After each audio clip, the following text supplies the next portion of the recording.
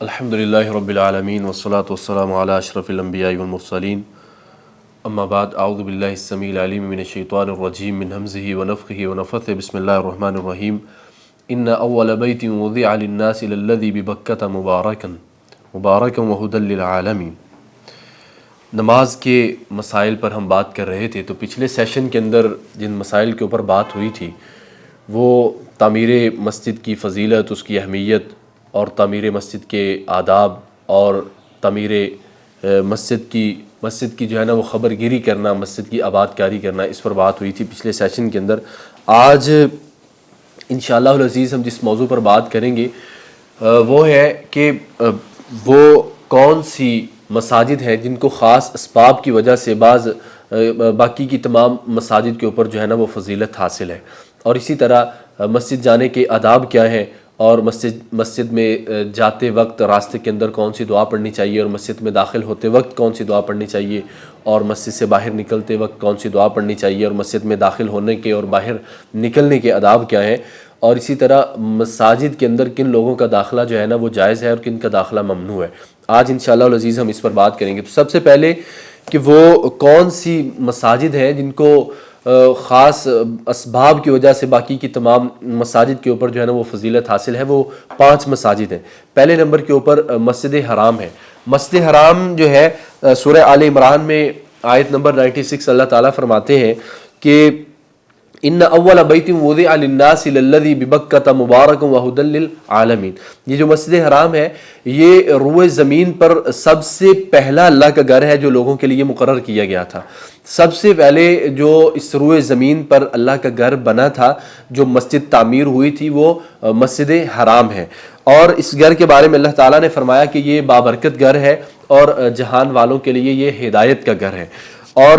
اس مسجد کے بارے میں، مسجد حرام کے بارے میں سنن ابن ماجہ کے اندر روایت ہے، حدیث نمبر 1406، رسول اللہ صلی اللہ علیہ وسلم نے فرمایا صلاۃ فی المسجد الحرام افضل من 100,000 صلاۃ فیما سواہ۔ یہ جو مسجد حرام ہے اس کے اندر ایک نماز ادا کی گئی مسجد حرام کے اندر باقی کی تمام مساجد میں ادا کی گئی 1,00,000 نمازوں سے بہتر ہے۔ یعنی یہ مسجد حرام کو اللہ تعالیٰ نے یہ فضیلت دی ہے، یہ فضیلت بخشی ہے، یہ مقام دیا ہے کہ مسجد حرام کے اندر ایک ادا کی گئی نماز باقی کی تمام مساجد جو پوری دنیا کے اندر ہے ان میں کی گئی نمازوں سے 1,00,000 گنا جو ہے نا وہ زیادہ بہتر ہے اور فضیلت کی حامل ہے۔ تو یہ مسجد حرام جو ہے نا وہ پہلے نمبر پر ہے جس کو اللہ نے یہ مقام دیا ہے، اور دوسرے نمبر پر مسجد نبوی ہے۔ مسجد نبوی صحیح بخاری میں ہے کہ اس کی تعمیر رسول اللہ صلی اللہ علیہ وسلم نے اپنے دست مبارک سے فرمائی ہے، یعنی مسجد نبوی کو رسول اللہ صلی اللہ علیہ وسلم نے خود تعمیر فرمایا ہے، اور اس مسجد میں رسول اللہ صلی اللہ علیہ وسلم کی قبر سے منبر رسول صلی اللہ علیہ وسلم تک کا حصہ جو ہے وہ روضۃ من ریاض الجنہ ہے، یعنی جنت کا جو ہے نا وہ ایک باغ ہے۔ رسول اللہ صلی اللہ علیہ وسلم کی قبر سے منبر رسول تک کا حصہ جو ہے وہ روضۃ من ریاض الجنہ، جنت کا ایک جو ہے وہ باغ ہے، اور آپ صلی اللہ علیہ وسلم کا منبر جو ہے وہ آپ کے حوض پر ہوگا۔ اسی طرح رسول اللہ صلی اللہ علیہ وسلم نے اس مسجد نبوی کے بارے میں، یعنی اس کی فضیلت جو ہے نا وہ بیان کرتے ہوئے فرمایا کہ صلاۃ فی مسجد ھذا خیر من 1,000 صلاۃ فیما سواہ الا المسجد الحرام، کہ مسجد نبوی میں ایک نماز پڑھنا مسجد حرام کے سوا باقی کی تمام مساجد میں پڑھی گئی 1,000 نمازوں سے بہتر ہے۔ یعنی یہ مسجد نبوی کی جو ہے نا وہ فضیلت ہے۔ مسجد نبوی کے بارے میں بعض روایات جو ہے نا وہ بیان کی جاتی ہیں کہ مسجد نبوی میں ایک نماز کا ثواب جو ہے وہ 50,000 نمازوں جتنا ہے۔ اس طرح کی جتنی روایات ہیں وہ سند کے اعتبار سے کمزور ہے، ضعیف ہے۔ صحیح روایت یہ صحیح بخاری کے اندر ہے، حدیث نمبر 1190، نبی علیہ السلام نے فرمایا صلاۃ فی مسجد ھذا خیر من الف صلاۃ فیما سواہ الا المسجد الحرام، کہ مسجد نبوی میں ایک نماز پڑھنا مسجد حرام کے علاوہ باقی تمام مساجد میں ادا کی گئی نمازوں سے 1000 گنا زیادہ بہتر ہے۔ اسی طرح تیسرے نمبر کے اوپر مسجد اقصی ہے، یہ دنیا میں دوسری مسجد ہے جس کو مسجد حرام کے بعد جو ہے نا وہ تعمیر کیا گیا، یعنی روئے زمین پر اللہ رب العالمین کا جو دوسرا گھر بنا تھا، جو دوسری مسجد جو ہے نا وہ بارد وجود میں آئی تھی، وہ مسجد اقصی ہے، اور یہ مسجد صحیح بخاری میں ہے، مسلمانوں کا قبلہ اول بھی ہے۔ اور اسی طرح 3 وہ مساجد جن کی طرف محض زیارت کی نیت سے جو ہے نا وہ رخت سفر باندھنا جائز ہے، وہ 3 مساجد ہیں جن کی طرف محض زیارت کی نیت سے رخت سفر باندھنا جائز ہے، وہ فقط 3 مساجد ہیں۔ نبی علیہ السلام نے فرمایا، صحیح بخاری کے اندر یہ روایت ہے، حدیث نمبر 1179 ہے، فرمایا لا تشد الرحال الا الى 3 مساجد المسجد الحرام ومسجد الرسول صلی اللہ علیہ وسلم ومسجد الاقصی، المسجد الحرام ومسجد الرسول صلی اللہ علیہ وسلم ومسجد الاقصی۔ نبی علیہ السلام نے فرمایا 3 مساجد، مسجد حرام، مسجد نبوی اور مسجد اقصی کے علاوہ کسی اور مقام کی زیارت پر ثواب کی نیت سے اس کی طرف رخت سفر نہ باندھو، یعنی 3 مساجد ہیں جن کی طرف ثواب کی نیت سے جو ہے نا وہ سفر کیا جا سکتا ہے، رخت سفر باندھا جا سکتا ہے، ان کے علاوہ کسی اور مسجد کی طرف نہیں۔ ان 3 مساجد کا تذکرہ کیا، پہلے نمبر کے اوپر مسجد حرام ہے، دوسرے نمبر پر مسجد نبوی ہے صلی اللہ علیہ وسلم، اور تیسرے نمبر پر مسجد اقصی ہے۔ ان 3 مساجد کے علاوہ باقی کی جو مساجد ہیں ان کی طرف ثواب کی نیت سے جو ہے نا وہ سفر جو ہے نا وہ رخت سفر نہیں باندھا جائے گا، ان کی زیارت پر جو ہے نا وہ ثواب کو ملحوظ خاطر نہیں رکھا جائے گا۔ تو اور اسی طرح چوتھے نمبر کے اوپر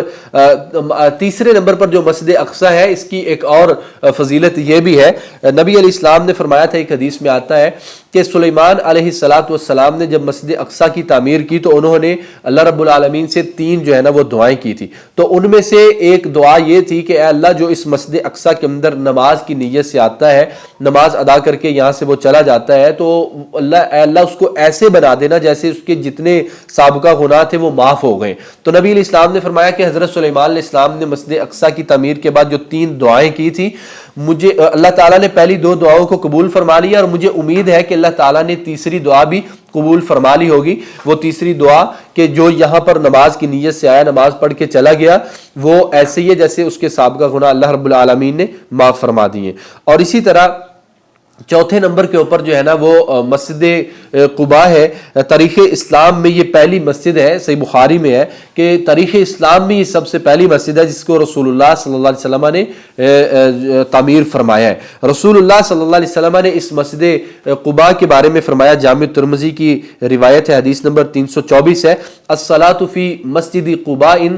کعمرۃ، نبی علیہ السلام نے فرمایا کہ مسجد قباء کے اندر نماز ادا کرنا ایسے ہے جیسے عمرہ ہے، یعنی مسجد قباء کے اندر نماز ادا کرنا عمرہ کے برابر ہے۔ اسی طرح صحیح بخاری کے اندر حدیث ہے، رسول اللہ صلی اللہ علیہ وسلم خود ہر ہفتے اس مسجد قباء کے اندر جو ہے نا وہ نماز پڑھنے کے لیے وہاں پر تشریف لے جایا کرتے تھے، یعنی مسجد قباء جو ہے اس کو یہ وہ پہلی مسجد جس کو نبی علیہ السلام نے تعمیر فرمایا، اور اس مسجد میں نماز ادا کرنے کے لیے رسول اللہ صلی اللہ علیہ وسلم بذات خود ہر ہفتے وہاں پر تشریف لے جایا کرتے تھے۔ اور اسی طرح 5ویں نمبر کے اوپر جو ہے وہ مسجد ذی الحلیفہ ہے۔ مسجد ذی الحلیفہ یہ بابرکت وادی میں ہے، رسول اللہ صلی اللہ علیہ وسلم نے فرمایا، صحیح بخاری کے اندر یہ روایت موجود ہے 2337 نمبر کے اوپر، نبی علیہ السلام نے فرمایا اللیلۃ اتانی آت من ربی وہو بالعقیق انصلی فی ھذا الواد المبارک۔ نبی علیہ السلام فرماتے ہیں کہ میرے پاس آج رات جو ہے نا وہ ایک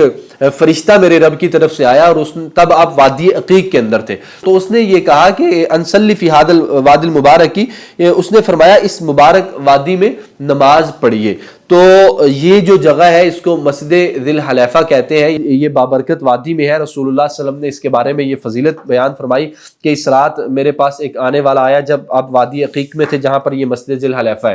کہ اس مبارک وادی کے اندر جو ہے نا وہ آپ نماز ادا کیجئے۔ تو یہ 5 مساجد ہیں جن کو بعض اسباب کی وجہ سے خاص فضیلت حاصل ہے، مسجد حرام ہے، مسجد نبوی ہے، مسجد اقصیٰ ہے، مسجد قباء ہے اور مسجد ذی الحلیفہ ہے۔ تو اسی طرح مسجد کے اندر جانے کے جو آداب ہیں ان کے بارے میں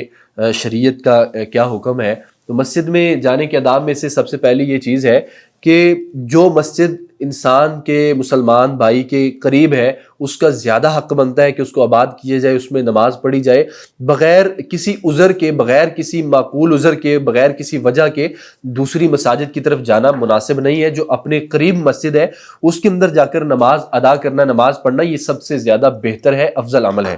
اس بارے میں طبرانی کبیر اور سلسلہ حدیث صحیحہ کے اندر ایک روایت ہے،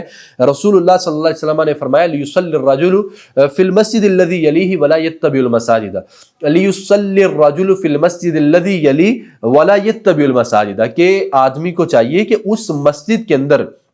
نماز ادا کرے جو اس کے قریب ہے، بغیر کسی عذر کے، بغیر کسی وجہ کے وہ دوسری مساجد کو تلاش نہ کرتا پھرے، یہ نبی علیہ السلام نے فرمایا ہے۔ تو اس حدیث سے یہ بات واضح ہوتی ہے کہ جو مسجد ہمارے جتنی زیادہ قریب ہے اس کو آباد کرنا ہماری ذمہ داری ہے، ہمارا حق بنتا ہے، اور اس کے اندر جا کر نماز ادا کرنا یہ زیادہ بہتر اور مناسب ہے،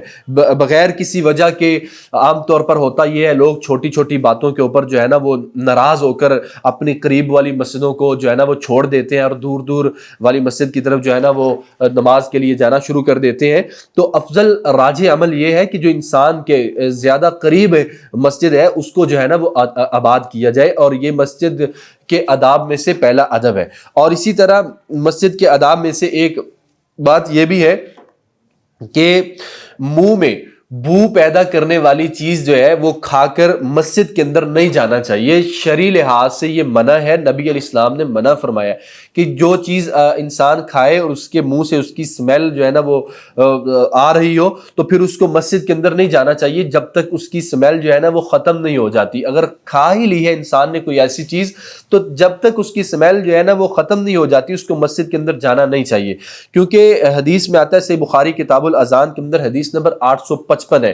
رسول اللہ صلی اللہ علیہ وسلم نے فرمایا من اکل سوما او بصلا فلیعتزلنا او فلیعتزل مسجدنا او لیقعد فی بیتہ وفی روایت حتی یذهب ریحها۔ نبی علیہ السلام نے فرمایا جس نے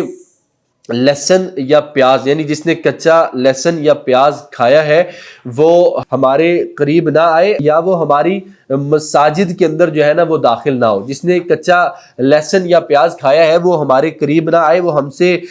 دور رہے یا اپنے گھر میں بیٹھا رہے یہاں تک کہ اس کی بو جو ہے وہ ختم ہو جائے۔ یعنی جس نے بھی کچا لہسن یا پیاز کھایا ہے تو وہ ہمارے قریب نہ آئے، اور دوسرے نمبر پر وہ ہماری مسجد کے اندر نہ آئے، تیسرے نمبر پر اولیقود فی بیتہ وہ اپنے گھر کے اندر بیٹھا رہے، اور ایک روایت میں آتا ہے حتی یذهب ریحها یہاں تک کہ اس کی سمیل جو ہے نا وہ ختم ہو جائے۔ تو اس حدیث سے یہ بات واضح ہوتی ہے کہ کوئی بھی انسان نے ایسی چیز کھائی ہے جس کی سمیل اس کے منہ سے آ رہی ہے تو مسجد کے اندر اس کو اتنی دیر تک جانا نہیں چاہیے جب تک اس کی سمیل جو ہے، اس کی بو جو ہے وہ ختم نہیں ہو جاتی، کیونکہ ایک حدیث میں آتا ہے نبی علیہ السلام نے فرمایا کہ ان الملائکۃ تتعذی منہ ما یتعذی بنو آدم، کہ فرشتے بھی اس چیز سے تکلیف محسوس کرتے ہیں جس چیز سے بنو آدم تکلیف محسوس کرتا ہے۔ کسی کے منہ سے سمیل آ رہی ہو تو انسان فطرتی امر ہے کہ اس سے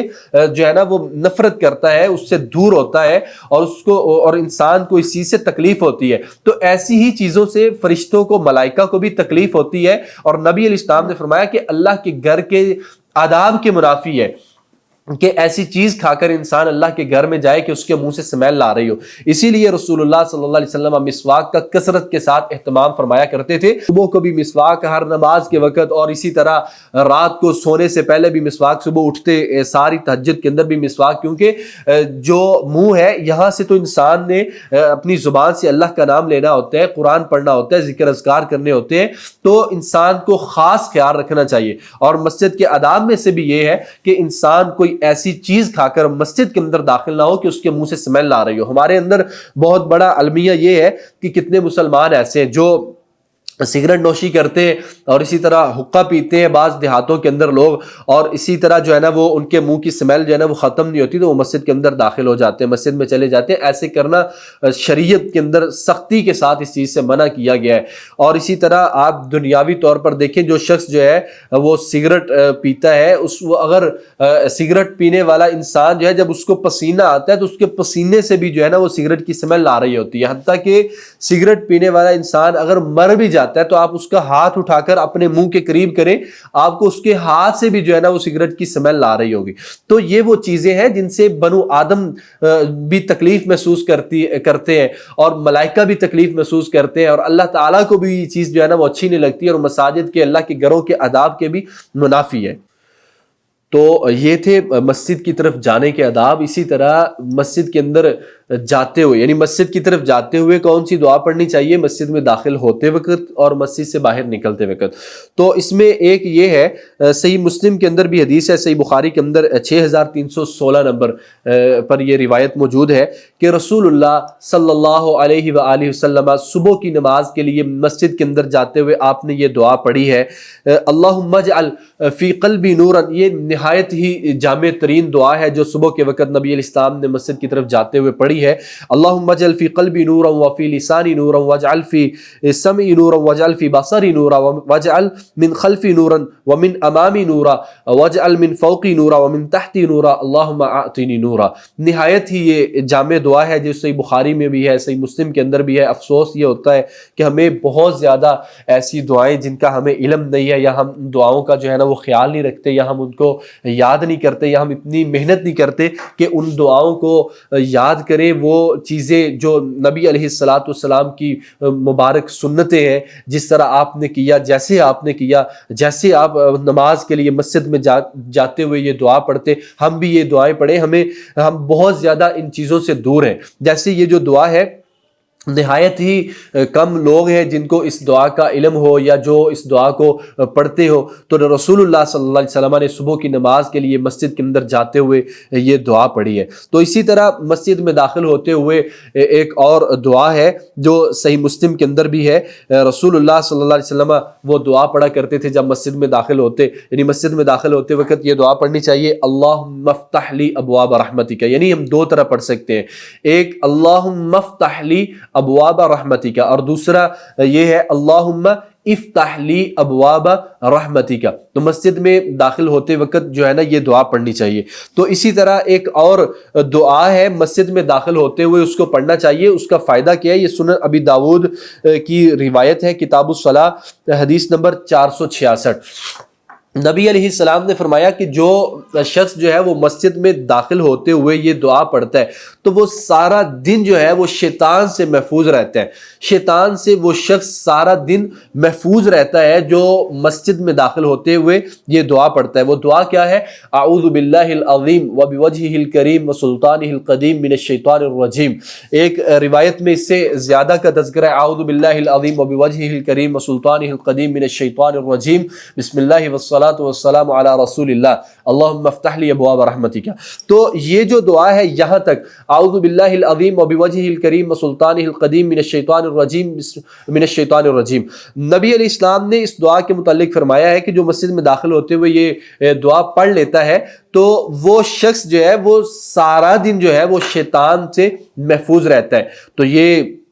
نہایت ہی فضیلت کی حامل یہ دعا ہے۔ ہمیں اس کا خاص اہتمام کرنا چاہیے کہ جب ہم اللہ کے گھر میں داخل ہو رہے ہوتے ہیں تو اس دعا کو بھی پڑھنا چاہیے۔ تو ایسے ہی مسجد سے باہر نکلتے وقت کون سی دعا پڑھنی چاہیے؟ صحیح مسلم کے اندر ہے، اللہم انی اسألک من فضلک۔ بعض لوگ پڑھتے ہیں اللہم انی اسألک من فضلک ورحمتک۔ یہ جو ورحمتک کے الفاظ ہیں یہ صحیح سند کے ساتھ ثابت نہیں ہے، یہاں تک صحیح سند کے ساتھ ثابت ہے، اور یہ صحیح مسلم کی روایت ہے اور حدیث نمبر 713 ہے کہ مسجد سے باہر نکلتے ہوئے یہ دعا پڑھی جائے، اللہم انی اسألک من فضلک۔ اور اسی طرح مسجد سے باہر نکلتے ہوئے بھی یہ دعا ثابت ہے، بسم اللہ والصلاۃ والسلام علی رسول اللہ، اللہم انی اسألک من فضلک۔ اور اسی طرح مسجد میں داخل ہوتے وقت اس چیز کا خاص خیال رکھا جائے کہ جب مسجد میں داخل ہونا ہے اور پہلے اپنا دایاں پاؤں مسجد میں داخل کرنا ہے، اور مسجد سے باہر نکلتے ہوئے سب سے پہلے اپنا بایاں پاؤں جو ہے وہ مسجد سے باہر نکالنا ہے۔ تو اسی طرح جن لوگوں کا مسجد کے اندر داخلہ جو ہے نا وہ ممنوع ہے، وہ کون سے لوگ ہیں؟ سورہ النساء آیت نمبر 43 اللہ تعالیٰ فرماتے ہیں یا ایھا الذین آمنوا لا تقربوا الصلاۃ وانتم سکارى حتی تعلموا ما تقولون، فرمایا کہ جو شخص جو ہے نا وہ نشے کی حالت میں ہے، وہ جس کو اس کے قول کا علم نہیں ہے، یعنی وہ بات کیا کر رہا ہے جس کو اس کا علم نہیں ہے، تو وہ مسجد کے اندر داخل نہ ہو. یعنی جو نشے کی حالت کے اندر اس کو اپنے قول کے بارے میں علم نہیں ہے کہ وہ بات کیا کر رہا ہے، تو اس کا مسجد میں داخلہ جو ہے نا وہ منع ہے، اللہ تعالیٰ نے منع فرمایا. اور اسی طرح جو شخص جو ہے وہ عورت ہو یا مرد ہو جو حالت جنابت کے اندر ہے، جس پر غسل فرض ہو چکا ہے، اس کا بھی داخلہ مسجد کے اندر جو ہے نا وہ منع ہے، اللہ کہ اس کا راستہ مسجد سے گزرتا ہو. اسی طرح جو شخص جو ہے وہ جنبی ہے، حالت جنابت کے اندر ہے، اس پر غسل فرض ہے، مسجد میں وہ داخل ہے، مسجد کے اندر وہ آ گیا ہے اور اس کو بعد میں یاد آیا کہ اس پر غسل فرض ہے، تو وہ فوراً جو ہے نا وہ مسجد سے باہر نکل جائے گا. یعنی جس کو مسجد کے اندر یاد آیا کہ وہ حالت جنابت کے اندر ہے، اس پر غسل فرض ہے، تو وہ مسجد سے باہر نکل جائے گا، پہلے وہ طہارت حاصل کرے گا، پہلے وہ غسل کرے گا، پھر جو ہے وہ مسجد کے اندر داخل ہوگا. یعنی جنبی شخص کا جو ہے نا وہ مسجد کے اندر داخلہ ممنوع ہے. اسی طرح اگر کوئی شخص مسجد کے اندر موجود ہے، اس کو احتلام ہو جاتا ہے، یعنی فار ایگزامپل اگر انسان مسجد میں سویا ہوا ہے اور اس کو جو ہے نا وہ احتلام ہو جاتا ہے، یا وہ عورت جو مسجد کے اندر موجود ہے عبادت کے لیے اور اس کو حیض شروع ہو جاتا ہے، تو اس عورت کو فوری طور پر مسجد سے جو ہے نا وہ نکل جانا چاہیے. اور اسی طرح اس شخص کو جس کو مسجد کے اندر احتلام ہوا ہے، اس شخص کو بھی مسجد سے جو ہے نا وہ باہر نکل جانا چاہیے، پہلے طہارت حاصل کرنی چاہیے، اس شخص کو غسل کرنا چاہیے اور پھر جو ہے وہ مسجد کے اندر داخل ہوگا. اور اسی طرح حائضہ عورت جو ہے وہ مسجد کے اندر نہیں آ سکتی ہے، اس کو بھی مسجد سے باہر نکل جانا چاہیے. اور اسی طرح پیچھے جو ہم نے چیز بیان کی ہے، جو شخص کچا لہسن پیاز وغیرہ اس طرح کی کوئی چیز کھا لیتا ہے، اس کا بھی مسجد کے اندر داخلہ جو ہے نا وہ ممنوع ہے، اس کے لیے بھی جائز نہیں ہے کہ وہ مسجد میں داخل ہو جب تک اس کی اسمیل وغیرہ، اس کی بدبو وغیرہ ختم نہیں ہو جاتی. تو یہ وہ لوگ ہیں جن کا داخلہ مسجد کے اندر ممنوع ہے. اسی طرح وہ لوگ جن کا مسجد میں داخلہ جائز ہے، عورتوں کا داخلہ مسجد میں جائز ہے، عورتیں مسجد میں آ سکتی ہیں، عبادت کر سکتی ہیں، اللہ کی عبادت جو ہے نا وہ کر سکتی ہیں مساجد کے اندر آ کر. اور اسی طرح نابالغ بچے جو ہیں وہ مسجد میں آ سکتے ہیں، کیونکہ حدیث ہے صحیح بخاری کے اندر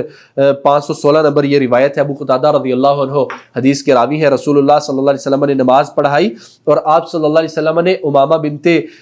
زینب کو اٹھایا ہوا تھا. تو اس حدیث سے یہ بات جو ہے نا وہ معلوم ہوتی ہے کہ جو نابالغ بچے ہیں اور بچیاں ہیں وہ بھی مسجد کے اندر آ سکتی ہیں. کوئی معنی اس طرح کی کوئی معنی دلیل نہیں ہے کہ نابالغ بچوں کو مسجد میں لانا نہیں چاہیے. عام طور پر ہمارے معاشرے کے اندر بہت زیادہ جو ہے نا وہ اعتراض پایا جاتا ہے کہ جی چھوٹے بچے ہیں، نابالغ بچے، ان کو مسجد کے اندر جو ہے نا وہ نہیں لانا چاہیے، یہ شور کرتے ہیں، یہ ایسے کرتے ہیں، یہ ویسے کرتے ہیں. یہ بچوں کی تربیت کا ایک بہت بڑا حصہ ہوتا ہے. اس طرح نابالغ بچوں کو مسجد میں لے کر آنا چاہیے، اس طرح ان کو نماز کی عادت پڑتی ہے. بچوں کی تربیت کرنی چاہیے، ان کو سمجھانا چاہیے کہ بیٹا مسجد کے اندر جا کر شور نہیں کرتے. یہ بچوں کی تربیت کرنی چاہیے، مگر بچوں کو مسجد کے اندر لانا یہ تو رسول اللہ صلی اللہ علیہ وسلم کی سنت مبارک ہے کہ نبی علیہ السلام اتنی چھوٹی بچی کو مسجد میں لے کر آئے ہیں کہ جس کو آپ نے اپنے کندھوں کے اوپر سوار کیا ہوا ہے اور آپ نماز پڑھا رہے ہیں. تو اس حدیث سے یہ پتہ چلتا ہے کہ بچوں کو مسجد میں لانا چاہیے. انسان بچوں کو مسجد میں لے کر آ سکتا ہے، شرعی طور پر کوئی قباحت نہیں ہے، کوئی حرج نہیں ہے اس بات کے اندر. اور اسی طرح کافر جو ہے بوقت ضرورت اس کا داخلہ مسجد کے اندر یہ بھی جائز ہے، کیونکہ حدیث ہے صحیح بخاری کتاب الصلاح کے اندر اور باب دخول المشرک المسجد کہ مشرک کا مسجد میں داخل ہونا کیسا ہے. حدیث نمبر 469 ہے. رسول اللہ صلی اللہ علیہ وسلم نے نجد کی جانب ایک لشکر بھیجا تھا، تو وہ بنو حنیفہ کا ایک آدمی پکڑ کر لے آئے جس کا نام سمامہ بن اسال تھا. تو نبی علیہ السلام کے صحابہ نے اس کو مسجد نبوی کے ستون کے ساتھ باندھ دیا اور پھر رسول اللہ صلی اللہ علیہ وسلم نے وہاں پر اس کا خیال بھی رکھا، اس سے بات چیت بھی کی. اس کو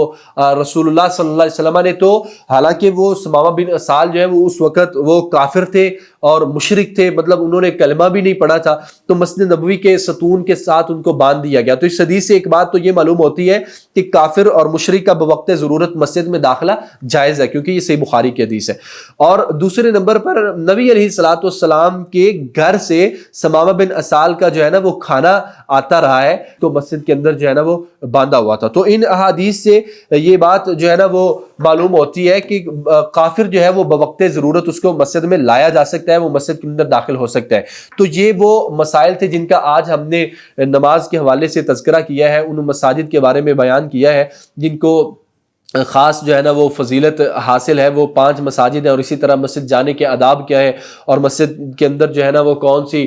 جاتے ہوئے کون سی دعا پڑھنی چاہیے داخل ہوتے وقت اور باہر نکلتے وقت، اور اسی طرح مسجد میں کن لوگوں کا داخلہ جائز ہے اور کن کا داخلہ ممنوع ہے۔ تو آج جس موضوع پر ہم نے بات کی ہے وہ بعض مساجد کی جو ہے نا بعض اسباب کی وجہ سے خاص جو فضیلت تھی، اور اسی طرح مساجد کی طرف جانے کے آداب کیا ہیں، اور مسجد داخل ہوتے وقت کی دعائیں کیا ہیں، اور مسجد سے باہر نکلتے وقت کی دعائیں، اور مسجد میں کن لوگوں کا داخلہ ممنوع اور کن کا داخلہ جو ہے نا وہ جائز ہے۔ تو آنے والے سیشن میں انشاءاللہ ہم اس چیز کا جو ہے نا اس چیز کے بارے میں بیان کریں گے کہ مسجد میں ممنوع کام جو ہے نا وہ کون سے ہیں، اور مساجد کے اندر کون سے کام جو ہے نا وہ جائز ہیں، اور کن کاموں سے نبی الاسلام نے منع فرمایا ہے، اور اسی طرح مسجد میں بیٹھنے کے آداب کیا ہیں، اور مسجد کے علاوہ مقامات نماز جو ہے نا وہ کون سے ہیں، کہاں پر نماز پڑھنا جو ہے نا وہ جائز ہے، اور کہاں پر شریعت نے نماز پڑھنے سے منع کیا ہے۔ انشاءاللہ اس چیز پر ہم آئندہ بات کریں گے۔ اللہ تعالیٰ سے دعا ہے اللہ تعالیٰ قرآن و سنت کو سمجھنے اور اس پر عمل کرنے کی توفیق عطا فرمائے۔ وآخر دعوانا الحمدللہ رب العالمین۔